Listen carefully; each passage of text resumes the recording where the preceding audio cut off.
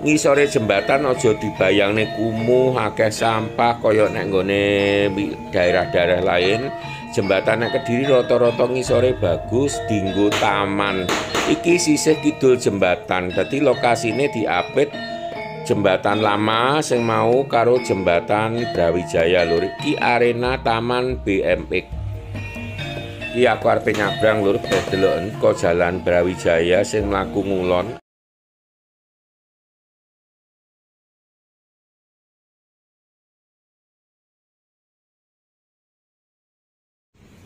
Assalamualaikum warahmatullahi wabarakatuh. Piye kabare dulur-dulur kabeh, muga-muga tansah sehat lan lancar rezekine. Kanggo dulur-dulur muslim muga-muga posone bisa tutuk lan berkah. Amin. Oke dulur-dulur, iki aku nang nggone sisih kulon saka jembatan Bandar Ngalim. Ana uga warga Kediri sing ngarani jembatan alun-alun. Mergo jembatan Bandar Ngalim iki ngubungake jalan Bandar Ngalim karo alun-alun kota Kediri lur.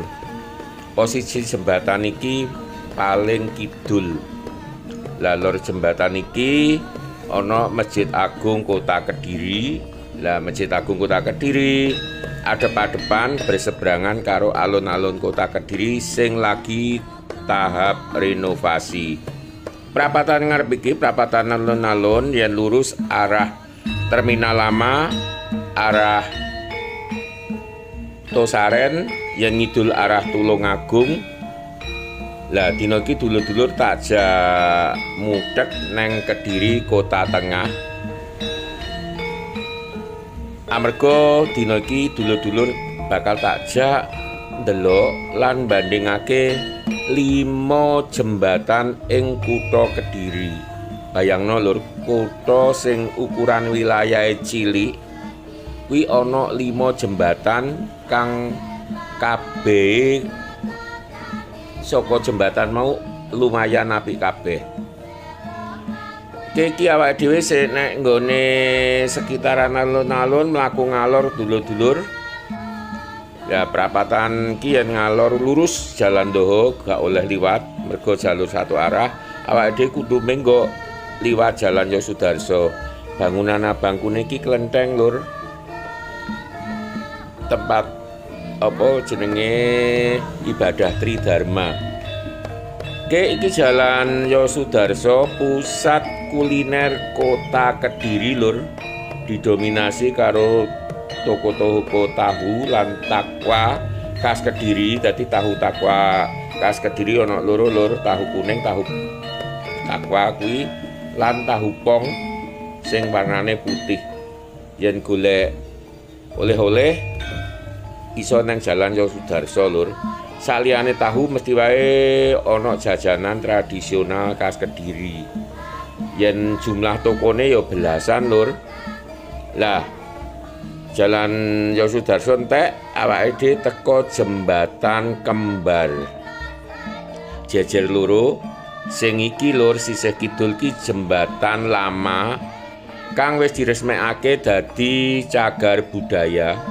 Mergo jembatan iki umure 100 tahun luwih dibangun zaman Londo.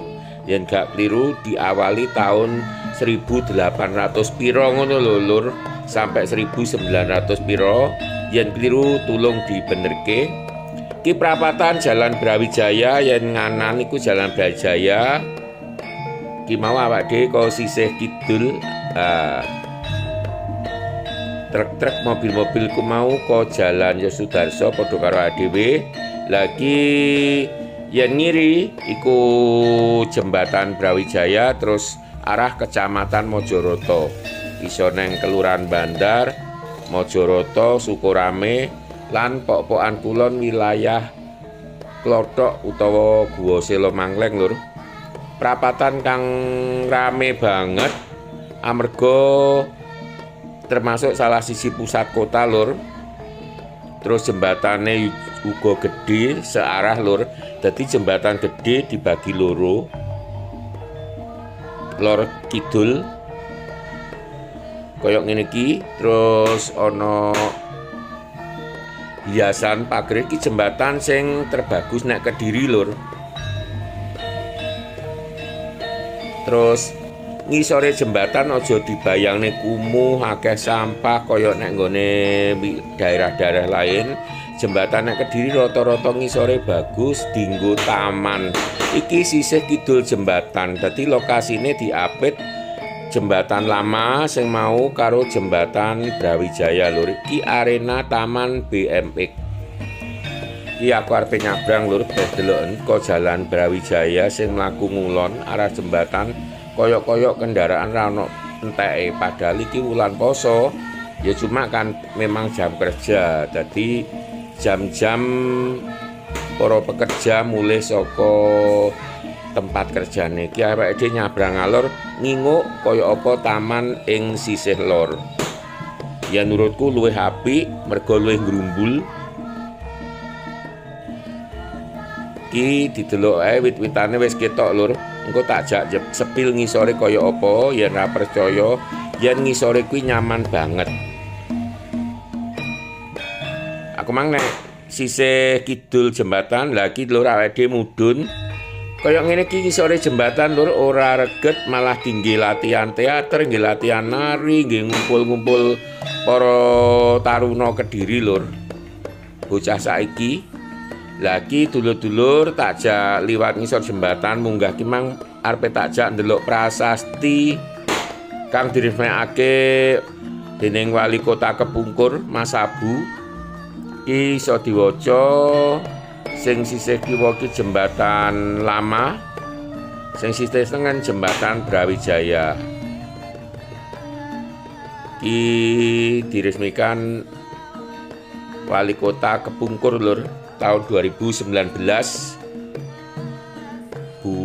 Wali Kota Mas Abu.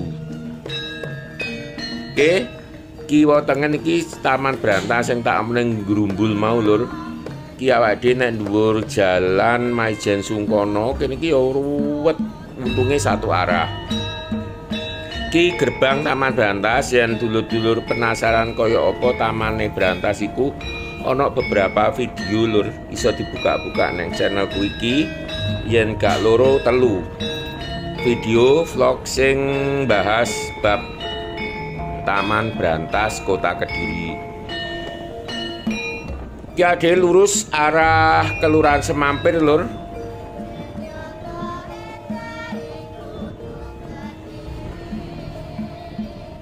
Yen gak keliru ki jalan Mayor Bismo ya, jalan Mayor Bismo lur. Bakal tak jak ndelok jembatan sing kepapat.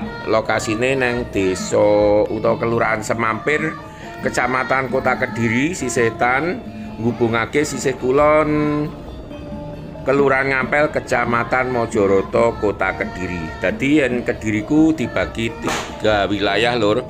Neng kene iki wilayah Kota Tengah, kulon Kali Brantas wilayah Kota Barat, terus sisih etan dhewe iku wilayah Kota Timur utawa Kecamatan Pesantren.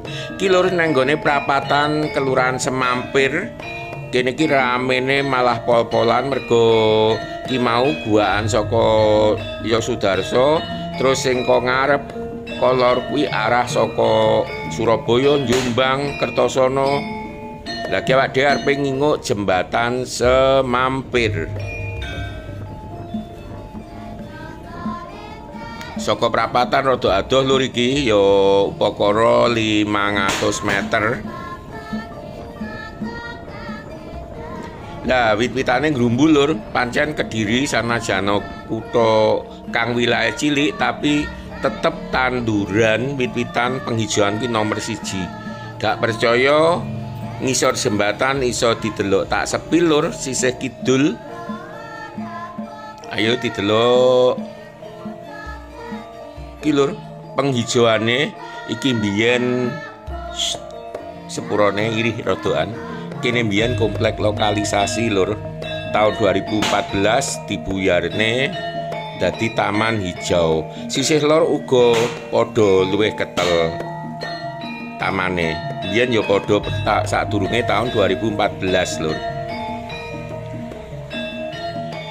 Ki jembatane dua arah tapi yo cukup gede lur, dadi yen gak pasono apa ngono yo lancar. Mergo jembatane gede, bis simpangan bus ngisore Kali Brantas lur. Dadi kabeh jembatan mau saka Bandar Ngalim, terus jembatan lama, jembatan Brawijaya, jembatan Semampir iki kabeh nek nggone Kali Brantas. Jarak antara jembatan gak sampai kiloan meter lur. Yo kurang lebih mau sekilo, maksimal 2 kilo lur. Ki awake dhewe arepe nuju jembatan sing terakhir. Mergo pancen dibangun keri dhewe. Prapatan Semampir ngalor lur ki arah Kertosono, Jombang, Surabaya. Makane jalure ki cukup rame lur. Yane tandalan iku Pagerabang iku kompleks pabrik godang garam lur, kang gedene yo pol-polan. Wilayah iki mencakup sebagian neng kutha Kediri, sebagian neng wilayah Kabupaten Kediri. Sing kiwa dalan iki toko-toko, hotel, rumah makan. Dadi kene iki batas kota, ade saiki masuk kabupaten. Loh, kok sampai kabupaten?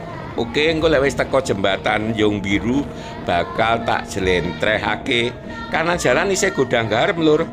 Kok kapan-kapan tak jak vlog bab godang garam. Ki prapatan Yung Biru lur. Yen nganan arah Ngasem, lurus arah Kertosono Surabaya awak dhewe menggo ngiri. Ki kelurahan Desa Yung Biru, Kecamatan Gampeng Rejo, Kabupaten Kediri. Lho, kok dimasuk nih kota? Oke, saiki ditonton wae jembatan sing paling buncit. Terakhir diarani jembatan Yung Biru lur, mergo ngubungake Desa Yung Biru sing kimang diliwati karo Desa Mrican ngarep iku. Lah, Desa Yung Biru masuk wilayah Kecamatan Gampeng Rejo, Kabupaten Kediri. Sawetara ngarep iki Kelurahan Mrican masuk wilayah Kota Kediri, Kecamatane Mojoroto. Dadi jembatan iki yo gelem ra gelem mbeke rong wilayah kota lan Kabupaten Kediri. Pancen sadurunge enek jembatan napi iki biyene biasanya 7 tahun kepungkur, tahun 2000 piro ngono nang dhuwur kuwi ana jembatan cilik lur separo niki kang peruntukan utamane kepentingan kanggo pabrik gula mrican lur. Kae pabrike sebagian tak sepil lah ki paling etan komplek pabrik gula mrican. Lah iki sing teko iki arah saka Nganjuk, Prambon. Oke dulur-dulur, iki video arep tak akhiri. Nanging dulur-dulur sing durung subscribe tak elingne enggal subscribe, tekan tombol abang lan loncenge lur. Aja lali di-share kanggo dulur-dulur liyane supaya ora ketinggalan info-info saka aku dulur-dulur. Wassalam.